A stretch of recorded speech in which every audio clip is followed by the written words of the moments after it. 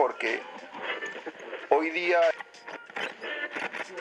los indicadores de nuestra liga espantan a cualquier scout. El torneo no le demanda a los clubes una exigencia muy alta para el manejo de sus campos de juego.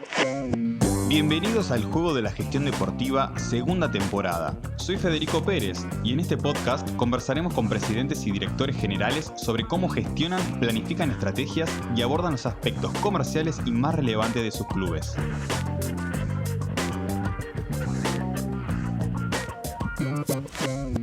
Hoy nos acompaña Ricardo Betocchi, CEO del Fútbol Club Melgar, uno de los clubes mejor administrados en Perú. Con una clara estrategia que los consolida en el fútbol peruano, han multiplicado ingresos, audiencia y ahora buscan formar más jugadores. Porque fuera de la cancha se juega otro partido. Empecemos. Bueno, Ricardo, ¿cómo estás? Buenas tardes. La verdad que es un gran placer y estoy encantado de poder hacer este episodio con vos. Ya nos conocemos desde antes, tenemos una gran amistad y la verdad que más allá de la amistad, sos un gran profesional, estás a cargo de la gestión del Melgar, que es uno de los clubes de Perú que mejor han hecho las cosas a nivel gestión, a nivel management en los últimos años, así que no quería dejar de perderme esta oportunidad de conversar con vos un poco sobre fútbol, sobre gestión y compartir un buen momento. Fede, para mí es un gusto. Muchísimas gracias por escogerme, con el cariño que sabes que te tengo.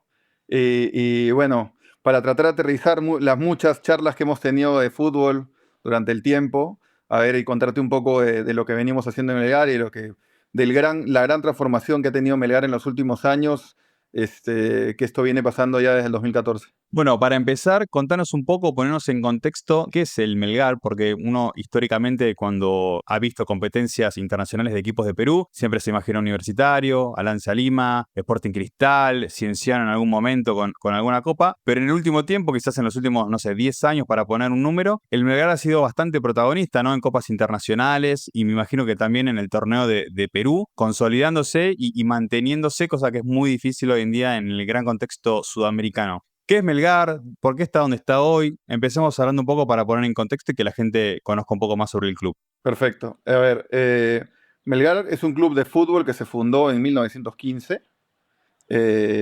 Un club que representa a la segunda ciudad más grande del Perú, desde el punto de vista económico, ¿no? En importancia en el Perú. Es el club más representativo de la ciudad, pero además el único que representa a la ciudad en la primera división de fútbol hace ya varios años. La ciudad tenía algunos otros clubes, pero hace muchos años ya solamente Melgar está en primera división.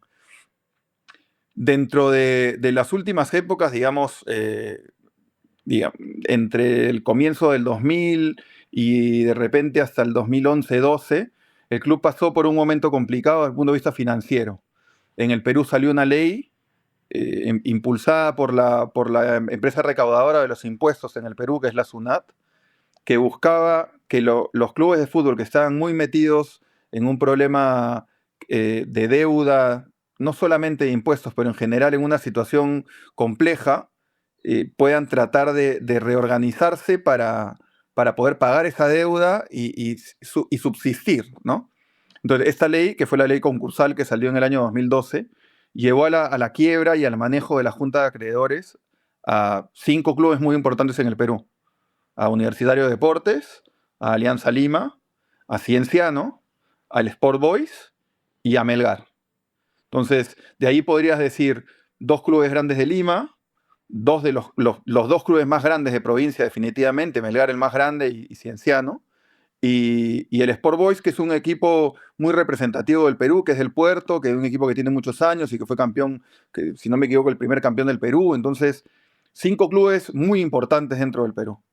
Entonces, en ese momento, los clubes pasaron a ser manejados por las juntas de acreedores, ya no por los socios. Los socios perdieron toda la posibilidad de manejar al club. Entonces, en ese momento, un amigo mío, una persona que yo conozco hace algunos años, decidió comprar la deuda que tenía el club con la empresa recaudadora del Perú, con la SUNAT, y hacerse del manejo del club, para administrarlo, para tratar de sacarlo adelante, y en ese momento yo todavía no estaba en el club, yo, digamos, tenía una relación de amistad con esa persona, con Jader, que es el que empezó a manejar el club, y la verdad que empezaron a manejar el club de una manera profesional, que era lo que faltaba. Este, muchas veces cuando lo manejan los socios no hay todo el profesionalismo, o por otro lado a veces hay mucha emotividad para manejar un club. Entonces, si bien es cierto, yo creo que demanda la emotividad y querer al club, tienes que tener siempre la decisión con cabeza fría, ¿no? Entonces, desde el comienzo las cosas les empezaron a salir bien. La verdad que desde el comienzo, el primer torneo que manejó la nueva administración del club, que fue en el 2014 fue el equipo que más puntos hizo en el año. Increíblemente el equipo que más puntos hizo en el año. Pero por esas cosas que pueden pasar solamente en Perú, no fue campeón. ¿Qué pasó ahí? El modelo del torneo llevaba a la final al campeón de la primera parte del año y al campeón de la segunda parte del año. Era como 2 mini torneos. Pero si tú sumabas la sumatoria total de los puntos en el año, Melgar había sido el club que más puntos hizo. Entonces, eso llevó a Melgar en ese momento a la Copa Sudamericana, no a la Libertadores, pero además campeonó el torneo de reserva el mismo 2014. Entonces, claramente había un cambio de timón que te demostraba que con la ciudad atrás, porque lo que hay es mucho engagement de la gente con el club. O sea, Melgar representa a la ciudad, pero es una ciudad muy, muy regionalista. Es una ciudad que apoya mucho al club y de repente el 70% de la gente en el club consume cosas del club. Entonces, claramente el manejo correcto les permitió reaccionar muy rápido. Hacia el siguiente año, el 2015, que era el año del centenario del club, ya el formato del torneo a raíz del año anterior y de la locura del año anterior cambió, ¿no? Ya se arreglaron algunas cosas y Melgar campeonó en su centenario en el 2015. Entonces, y campeonó también en el torneo de reservas, otra vez en el 2015. Entonces, si te das cuenta, rápidamente se pudo enderezar el timón, ¿no? Se pudo enderezar el timón y generar una serie de cosas que inicialmente, como cuenta el inversionista que es dueño del club hoy, o que es dueño de las acreencias del club, que es el que maneja digamos que es la cabeza visible del club hoy día, inicialmente ningún jugador quería venir al club, porque era un club que estaba quebrado, un club que peleaba la baja, y un club que lo único que tenía en ese momento era problemas. Más me acuerdo porque teníamos muchas conversaciones en ese momento y yo inicialmente cuando entré desde afuera de la cancha al fútbol, mis primeras intenciones siempre fueron desde las comisiones de menores, de tratar de ayudar en menores porque me parecía que la base era lo más importante y yo tenía presencia en algunas comisiones de menores en diferentes sitios en Perú con la idea de ayudar. Y Melgar, cuando él entra en el 2014, no tenía ni divisiones menores competitivas, no tenía nada. Entonces, cosas que se habían perdido en el tiempo por mala administración y que había que arreglar. Entonces, de ahí era lo que tú decías al comienzo, de cómo se le ve al club en los últimos años. Acabamos hoy de clasificar a la Copa Libertadores del 2025 y van 11 años consecutivos de presencia en torneos internacionales, sea Libertadores o Sudamericana. Entonces, claramente, con el trabajo profesional que se ha dado, con la mejora de la imagen, hemos logrado mejorar. Ahora, todavía no somos el paraíso ni nada por el estilo, pero ya estamos en un nivel en el que se nos ve desde otro punto de vista y creo que se nos reconoce seriedad y profesionalismo. O sea, el club cuando se tomó el club no tenía infraestructura alguna más que una pequeña oficina en el centro de la ciudad. Hoy te puedo decir que ya contamos con un predio propio, con canchas propias, con riego artificial, con riego automatizado, con todas las comodidades básicas que puede necesitar un club para poder funcionar. ¿Y cómo fue ese punto de quiebre que fue un poco tiempo, ¿no? Entre 2012 y 2014 de pasar a concurso de acreedores a tener una nueva gestión. ¿Cómo se planificó esa gestión? Porque entiendo que al no tener divisiones juveniles no podés tener formación de jugadores y por lo tanto no podés vender. Por otro lado, no competías internacionalmente. Hoy en día, después de tanto tiempo, se entiende que por ahí esos ingresos favorecen al desarrollo, pero en ese momento no tenían nada de eso. ¿Cómo se empezó a construir esa visión y esa estrategia en divisiones juveniles, infraestructura, la elección de los jugadores, la formación, tema ticketing? Porque también entiendo que el estadio no es propio, por lo cual no puedes explotar de la mejor manera un montón de cuestiones. Entonces, para empezar a ir tocando esos distintos puntos, ¿cómo fue esa visión o esa estrategia que se implementó y que se partió y que por suerte le trajo al club en muy poco tiempo resultados positivos que le permiten mantenerse? A ver, Jader, que es una persona muy exitosa desde sus negocios, claramente tenía la visión más corporativa del fútbol, pero no es una persona de fútbol, no es una persona que estuvo en el fútbol antes. Inicialmente lo que él hace es contratar a Juan Reynoso, que es un técnico muy reconocido, una persona que fue exitoso como jugador de fútbol y fue exitoso y es exitoso hoy como entrenador. Y además yo creo que tiene muchas otras virtudes como gestor también. Entonces, prácticamente Juan lo ayudó muchísimo a arreglar la casa con toda la visión que él traía del fútbol mexicano. Él estuvo en el fútbol mexicano muchísimo tiempo, fue campeón en Cruz Azul como capitán, después cuando regresó a Cruz Azul como técnico, ya después de haber sido técnico de Melgar, también ha sido campeón como técnico en Cruz Azul, entonces te das cuenta que es una persona exitosa por todos lados. Bueno, Juan estuvo en el club del año 2014, 2015, 2016 hasta mediados de 2017 que regresó a México y él, digamos, yo siento que ha sido una persona muy importante en la reorganización del club y en cómo poner, como se dice en el fútbol, las cosas en su sitio, ¿no? Que era lo primordial y que era lo que tenía que hacerse para poder mirar hacia el futuro con opciones de seguir compitiendo, pero sin endeudarte, que es el gran tema en el fútbol, ¿no? Como lo hemos conversado antes, eh, cuando estás en el fútbol, el gran dilema es cómo empatar tus objetivos de mediano, yo puedo decir mediano plazo, porque no creo que nadie pueda lograr largo plazo en el fútbol, pero tus objetivos de mediano plazo con tus resultados de corto plazo. Y eso es el principal gran problema en el fútbol, ¿no? Que un resultado de corto plazo te puede hacer tirar a la basura todos tus planes de mediano. Entonces, yo le atribuyo muchas cosas a Juan en ese sentido y claramente la cabeza de Jader para entrar y dejarse ayudar por las personas correctas, en ese caso Juan, para llevar las cosas más adelante. Yo empecé a ayudar en el club formalmente, si no me equivoco, desde el año 2016 como un delegado frente a ante la federación, ante la asociación de fútbol, porque yo tenía otro trabajo. Yo venía del mundo corporativo y yo la verdad que estaba metido en el fútbol más que nada, como te decía antes, para ayudar en comisiones de menores, que eran situaciones que yo tomaba de honorem, porque mi trabajo era corporativo. Y ya hacia más adelante ya entré directamente al club de ese 2016-17 y ya en la gerencia general en el segundo semestre del 2019. Entonces, yo ya venía con mucha cercanía con el club, no todavía operativamente en el día a día, pero creo que sí teníamos claro que si nosotros queríamos competir, teníamos que empezar a formar indudablemente, teníamos que invertir en menores, teníamos que invertir en infraestructura y el primer gran objetivo, que ya lo logramos hace, si no me equivoco, el año pasado, es que el 50% de los jugadores del plantel de Melgar sean jugadores formados en menores o que por lo menos hayamos escauteado para que comiencen a jugar en reserva.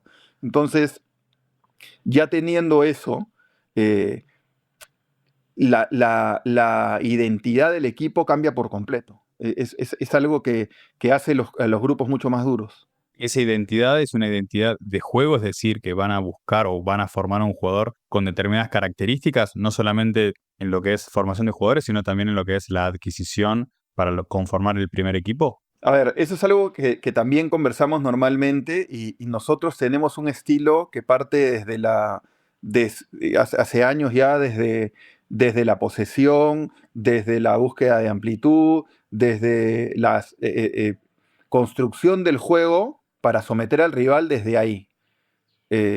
por un tema de moda y porque nos encanta Guardiola, claro, nos encanta Guardiola y nos encantan ese tipo de entrenadores y de equipos, pero no es desde la moda, es desde la parte lógica que los jugadores que salen de la región son los que más se adaptan a ese tipo de juego.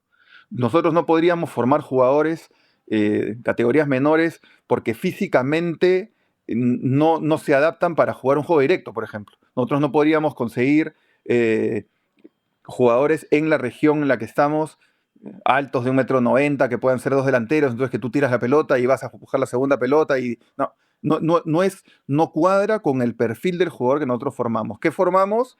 Salen muchos extremos, salen muchos interiores, salen muchos jugadores de buen trato del balón.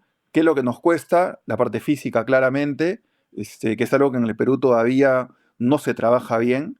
Y digamos que las brechas entre menores y reservas y profesional es muy grande. Cuando uno está en otros países como en Uruguay, en Argentina, te das cuenta que la brecha no es tan grande como la que tenemos nosotros. Entonces, digamos que el plan que se arma va más por la realidad que tenemos en la materia, en el material humano, que por un tema de moda, que claramente es lo que la mayoría quiere hoy día, pero no necesariamente es lo que puedes hacer. Entiendo que entonces estar con una región y con una población detrás que los banca, los puede condicionar en esa formación, pero al mismo tiempo vos decías que el compromiso de la población, de la región, con el club es todavía aún mayor. Entonces, desde ese lugar, ¿ustedes dónde pueden encontrar ventajas o aciertos en su relación con el público de la región en la cual están? A ver, la ciudad está detrás del club y soporta al club y empuja al club. Eso es clarísimo.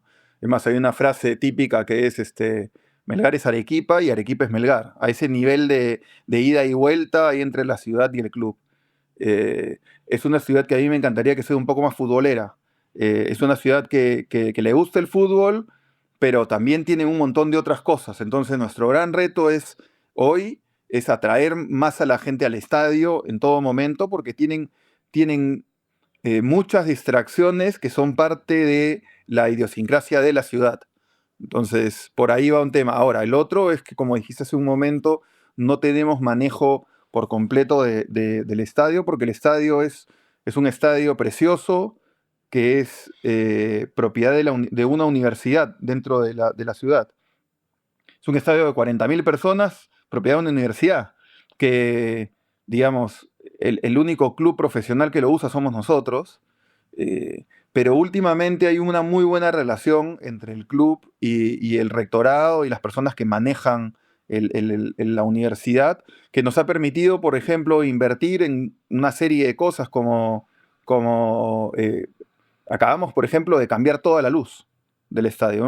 Hemos mejorado la luz del estadio a niveles de la exigencia máxima de Conmebol para no tener ningún problema en ningún torneo que antes, por ejemplo,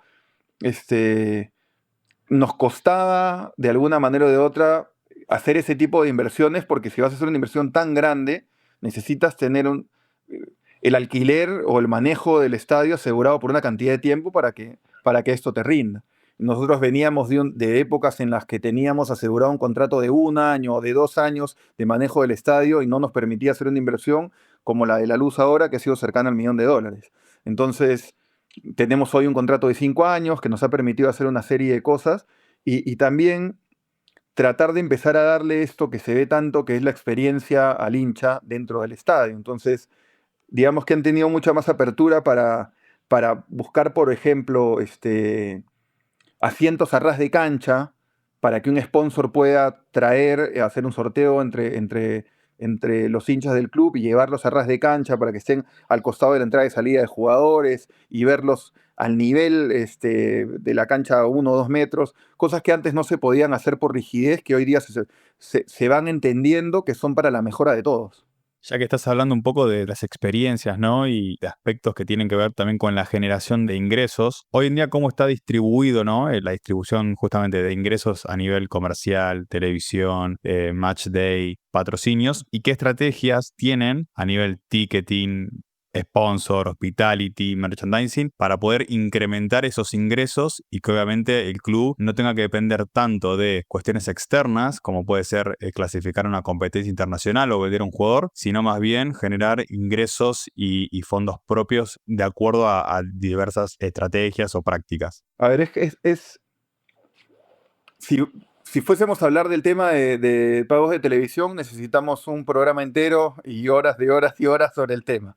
Es un tema complejo que en el Perú ha tenido bastantes fricciones durante los últimos años. Entonces, hoy nosotros recibimos un pago de televisión que creemos que es muy inferior al que deberíamos recibir, eh, por la realidad del club, por la situación, por la coyuntura que está pasando hoy.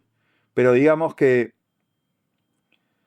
el pago de televisión hoy para Melgar puede llegar a ser el 40% de repente de los ingresos.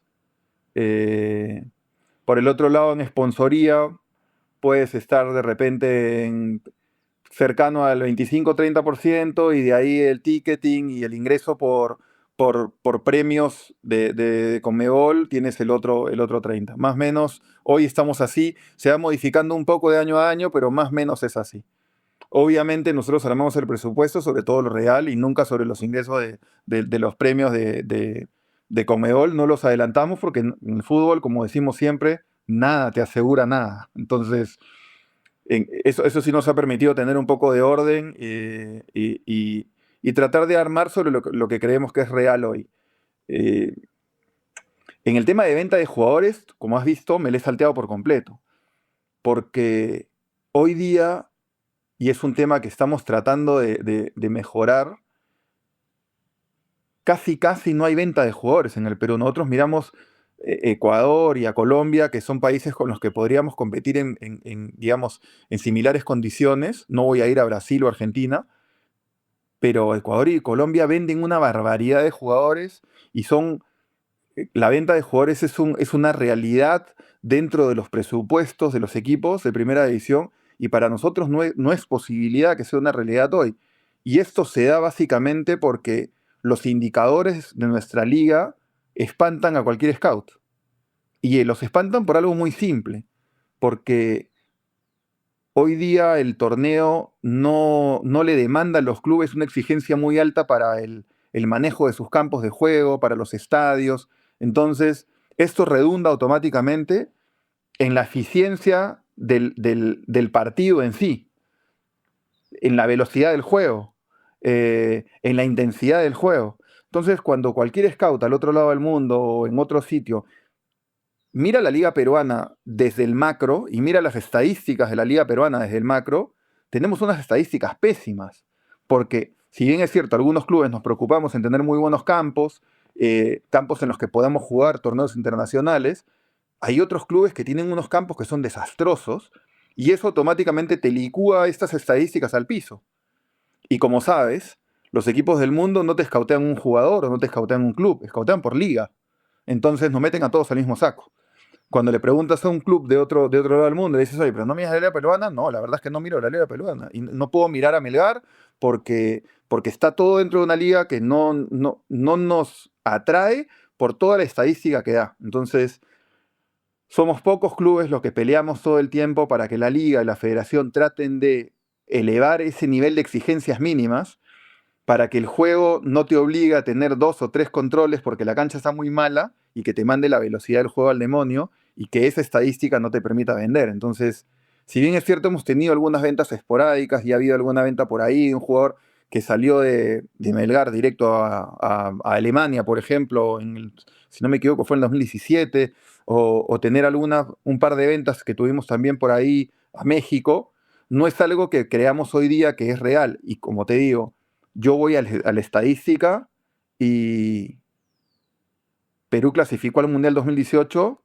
y de los jugadores que tenía esa selección en la liga peruana, estadísticamente creo que vendimos cero, o muy cercano a cero. Te hago un paréntesis ahí, porque ya que traes la cuestión de la selección, en parte tiene que ver lo que en algún momento Gareca dijo de que justamente esa falta de infraestructura, desarrollo, hace que no se permita desarrollar jugadores buenos, y por lo tanto que la liga no sea buena, y que por lo tanto no se pueda competir contra otras selecciones, como decías vos, similares, como puede ser Colombia, Ecuador, Chile, Bolivia. Sí, a ver, eh, la cultura de la preparación física en el Perú ha retrocedido en los últimos años. Si no me equivoco, en la currícula de los colegios hoy no es obligatorio tener educación física, es una locura. Siento que por este problema que tenemos, la distancia que se ha generado entre el fútbol peruano y el resto del fútbol también, del fútbol sudamericano, también pasa porque mientras en otros lados se ha entendido que tienes que ser atleta y cada día tienes que ser más atleta para poder jugar, acá todavía es algo que nos cuesta. Eh, Claramente, yo estoy de acuerdo con el 90% de lo que dijo Areca en ese momento. La infraestructura infraestructura deportiva es otro gran problema acá. Este, los clubes no son dueños de sus estadios, salvo 2 o 3. Los demás o agarramos estadios del Instituto Peruano del Deporte o de las municipalidades o como nosotros de una universidad, que son muy pocos también. Y además, muchos de los clubes no, no sienten que sea importante mantener una relación con la institución que les dé el estadio de tal forma que les permite invertir y mejorar el estadio. Es como, voy a hacer el esfuerzo mínimo para tener el estadio para poder jugar en el torneo, pero no mejoro la cancha, no mejoro la luz, no mejoro toda la experiencia alrededor del hincha que va a ver el estadio. O sea, yo creo que no son conscientes que hoy tú como fútbol compites con todo lo que es entretenimiento. Y creo que ese concepto no está claro. Entonces, tenemos algunos estadios que la verdad yo no puedo entender cómo pueden ser aprobados. Es más, muchísimos estadios, yo te diría que la mayoría de los estadios que usan los equipos en primera división no tienen luz. Entonces los obligan a jugar de día. Y eso te genera, a ver, te genera todo un problema en la parrilla televisiva también, porque si tú quieres que los partidos no se traslapen, para que tú puedas exponer todos los partidos y que tengas una parrilla futbolística en la televisión, no llega a cuadrar el rompecabezas. Porque además nosotros tenemos una regla en el Perú. Tenemos muchos equipos de altura y los partidos de altura no se pueden jugar muy temprano porque a los jugadores de fútbol los afecta jugar con sol y con altura. Es muy complicado que tú juegues con sol y altura. Entonces los partidos de altura solo se programan de 3 de la tarde para adelante. Pero si el estadio no tiene luz, no lo puedes programar después de las 5 de la tarde. Entonces estás obligado a programar a las 3 de la tarde. Entonces terminan cayendo partidos el viernes o el lunes de día, que son horarios laborales. Entonces imaginarás el rating que pueden tener. Pero esto es muy fácil de solucionar. Tú tienes que empezar a poner reglas y decir, ok, ¿quieres participar en primera división? Vamos a exigir a partir del próximo año que tengas las condiciones mínimas para la cancha, que tengas las condiciones mínimas para la luz, cosas que son muy fáciles de entender y muy fáciles de hacer si tu objetivo es el mejoramiento del fútbol. Pero si la mayoría es informal, desde el lado político no te conviene tanto hacer los cambios. ¿Me explico? Entonces, ese es en el circuito en el que estamos ahora un poco. Y entonces, de tu rol, ¿qué estrategias o qué se te ocurre para, teniendo en cuenta que el producto o el fútbol no es atractivo, el estadio no es tuyo y muchas veces no está en condiciones? ¿Qué se te ocurre para poder atraer al fan, para poder traer marcas que quieran invertir y que quieran auspiciar? ¿Qué es lo que tenés que pensar para que, por lo menos desde lo que vos tenés, crearas un poco de valor en tu club y que eso por lo menos te permita diferenciarte del resto que por ahí no hace nada? O sea, yo creo que sí hemos logrado diferenciarnos mucho del resto. Yo te diría que, por ejemplo, desde el lado de sponsorship, en los últimos 5 años hemos crecido 8 veces.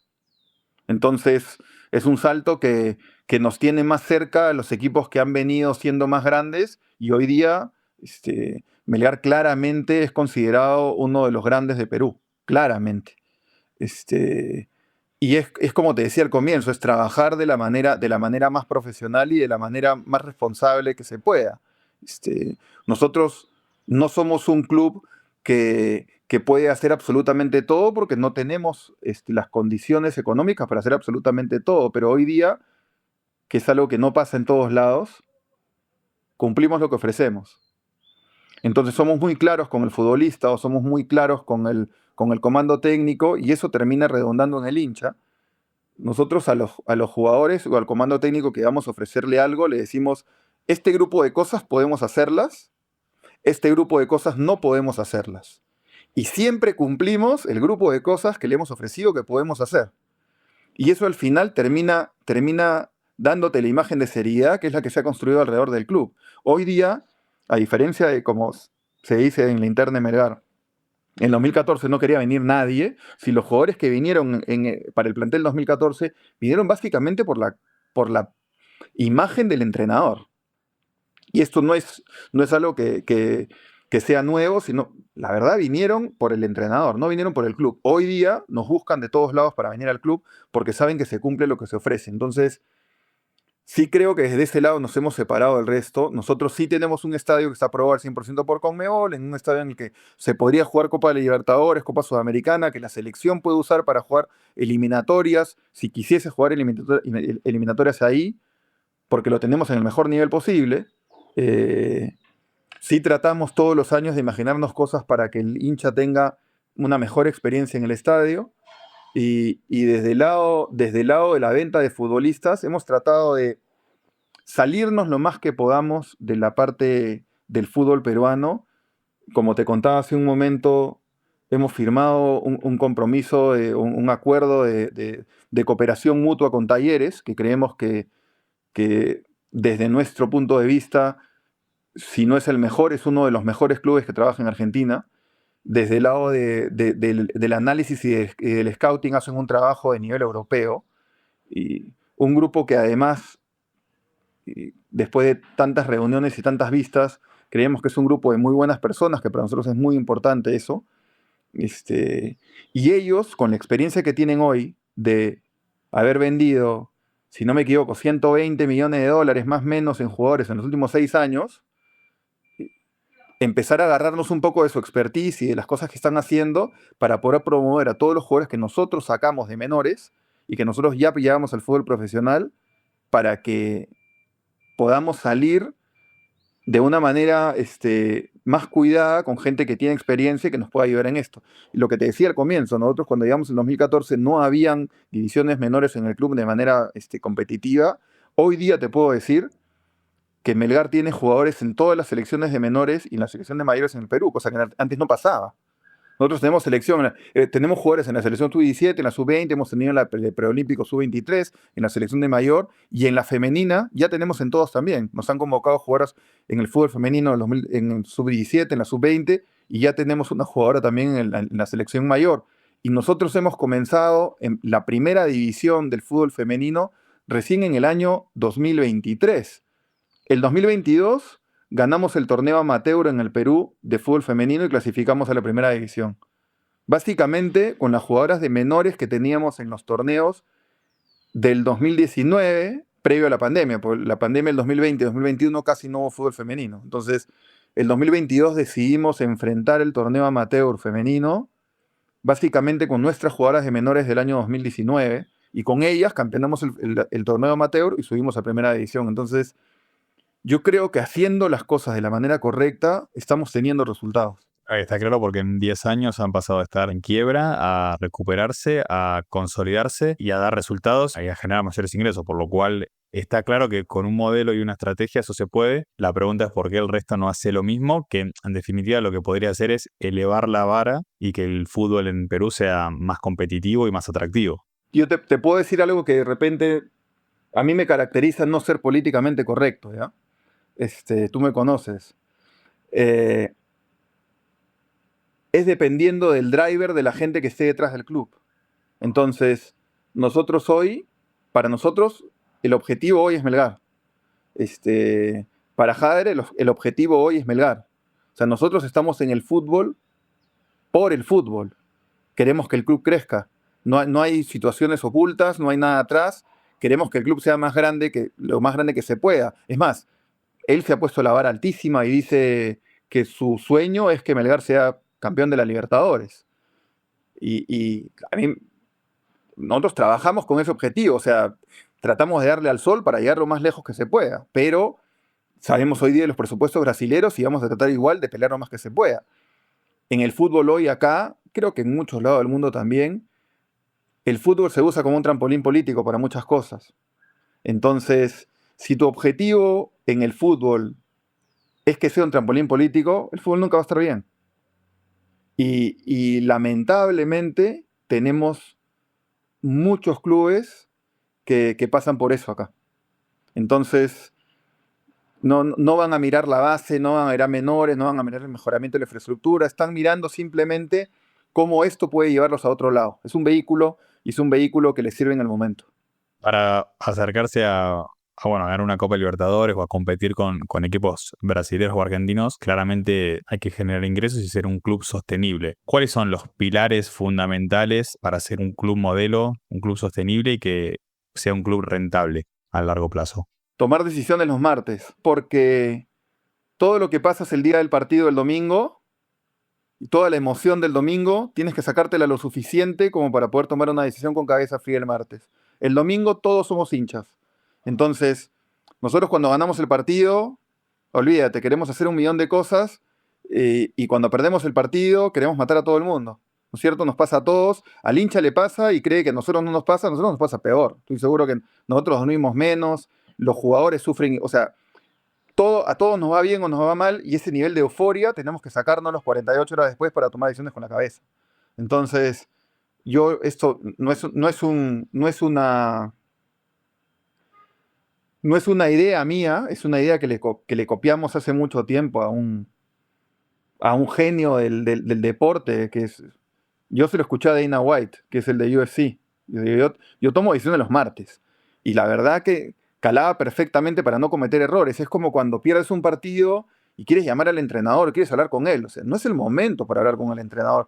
Tú estás rebalsado de emotividad exactamente igual como el hincha o como el jugador que está frustrado. No es el momento. Entonces, creo que las decisiones se han tomado en la gran mayoría, no te voy a decir que todas, porque nosotros somos humanos y cometemos 1.000.000 de errores, pero sí tratamos de tomar las mejores decisiones con calma, de tratar de sustentar el por qué se toman las decisiones. Nosotros somos un club ejecutivo en el que pocas personas toman las decisiones, pero eso no significa que no haya discusión. Hay discusión, en la discusión la verdad creo que hay un respeto interno importante, que se respetan las opiniones de todos para tratar de tomar una mejor decisión. Y nos ha pasado en algunos momentos que a mí el equipo me ha hecho darme cuenta que estaba equivocado y había que tomar una decisión por otro lado, y así como nosotros hemos hecho que se dé cuenta la cabeza del club o cualquiera. Entonces, creo que, creo que quitarse el ego para ese tipo de situaciones en la discusión es muy importante para llegar a buen puerto. Y lo otro es que hay que tener en esto, que al final es un juego, nosotros, todo lo que se hace en el fútbol es para tratar de minimizar el riesgo, que nunca lo vas a desaparecer. En el fútbol nada te asegura nada. Entonces, si no, a ver, acaba de pasar que Barcelona le ganó 4-0 al Real Madrid, ¿no? O sea, ¿y cuál es el nivel de inversión de uno y del otro? Entonces, nada te asegura nada. Creo que lo importante es sostener el plan. Para nosotros, sostener el plan es muy importante. Es tratar de hacer que la estructura del club sea más fuerte cada día. Nosotros comenzamos en un club sin estructura. Hoy de repente estamos entrando en el 7º año con una estructura de menores que es exactamente la misma, bajo la misma cabeza de jefatura de menores, sobre los mismos técnicos de menores que tienen ese nivel de estabilidad. Yo creo que tenemos al mejor formador de menores que hay en Perú, que es Marco Valencia. Marco, tenemos la suerte que trabaje con nosotros hace, como te digo, de repente 7 años, estamos entrando al 7º año. Hemos conseguido y hemos contratado buenos técnicos que nos ha permitido crecer también, es importantísimo. A ver, los clubes no son los muebles y las paredes, los clubes son las personas. Y si nosotros cerramos en las personas, nos va a obligar a retroceder. Hemos tenido 2 técnicos que comenzaron las eliminatorias de este año que habían pasado por el club. Las eliminatorias sudamericanas tenían a Néstor Lorenzo en la selección de Colombia, que había sido técnico de Melgar, y tenían en Perú a Juan Reynoso, que había sido técnico de Melgar. Entonces, de alguna manera o de otra, ahí se acierta. Por más que, a ver, nosotros creemos que todos los técnicos que hemos traído son buenos. A veces contigo no funciona.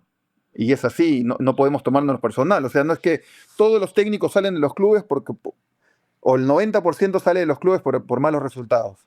El 10% sale porque lo viene a buscar un club más grande, o una selección, o una oportunidad mucho más grande. Pero, pero claramente creo que hemos acertado más de lo que hemos errado con las personas. Y recién que comentabas que cometen muchas veces errores y muchos aciertos, ¿podrías ejemplificar concretamente en lo que puedas, en alguna cuestión que te haya sucedido, de algún acierto que tú hayas dicho, uy, esto la verdad que fue un acierto porque nos permitió crecer en tal aspecto, o esto fue un error que creíamos que era algo que podía funcionar y lo que hicimos no estuvo bien y por lo tanto no lo vamos a volver a repetir porque, bueno, forma parte del aprendizaje y de lo que es gestionar un club? A ver, creo que acierto del club fue contratar a Néstor Lorenzo. Eso fue un gran acierto del club. Nosotros empezamos a tener conversaciones con él desde, si no me equivoco, septiembre del 2020. Él nunca había dirigido como cabeza un grupo. Él había sido asistente técnico de Néstor Peckerman mucho tiempo, la selección argentina, la selección colombiana, en algún equipo en México. Y desde la primera reunión que tuve con él, me di cuenta de la calidad de persona que tenía, eh, la capacidad que tenía, fuera de la visión tan parecida a la que teníamos nosotros de lo que queríamos para el fútbol. Fue como, no sé, si tenía 15 años, es amor a primera vista. Ahí cuando y dices, no.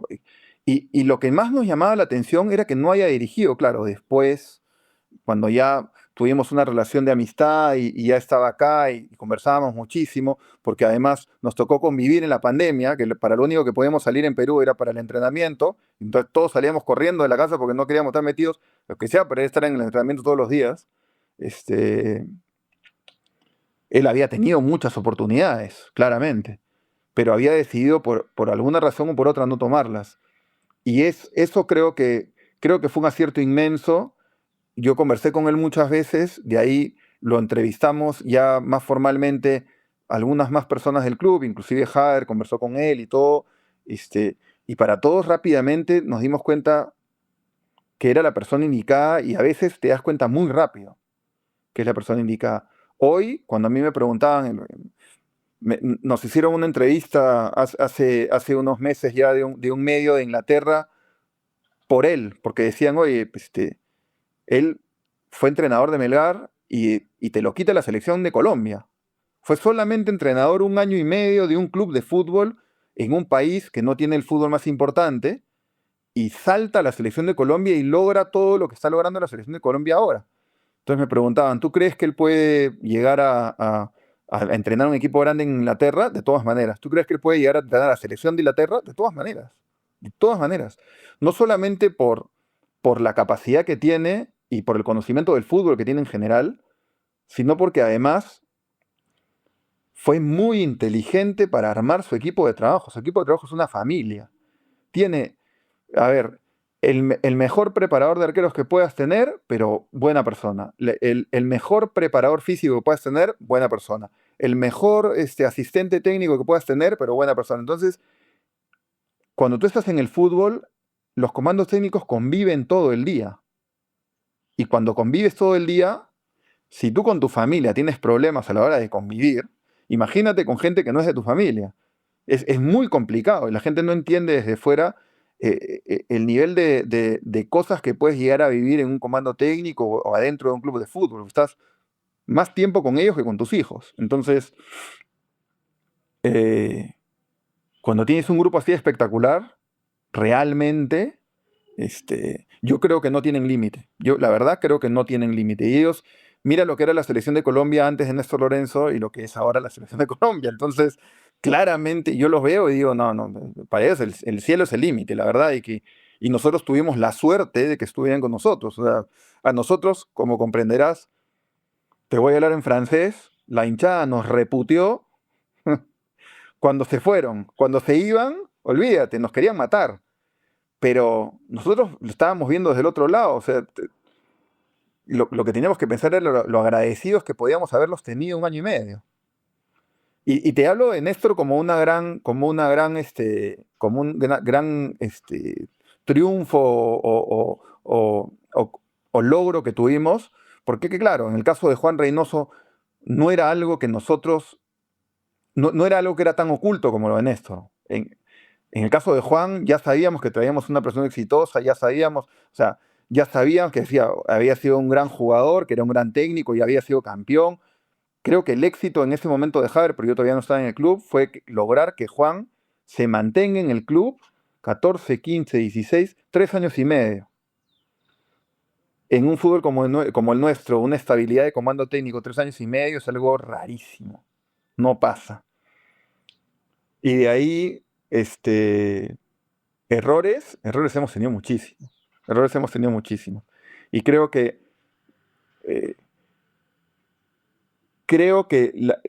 lo bueno que tenemos como club es que podemos reaccionar muy rápido a los errores porque, como te decía, decidimos pocas personas.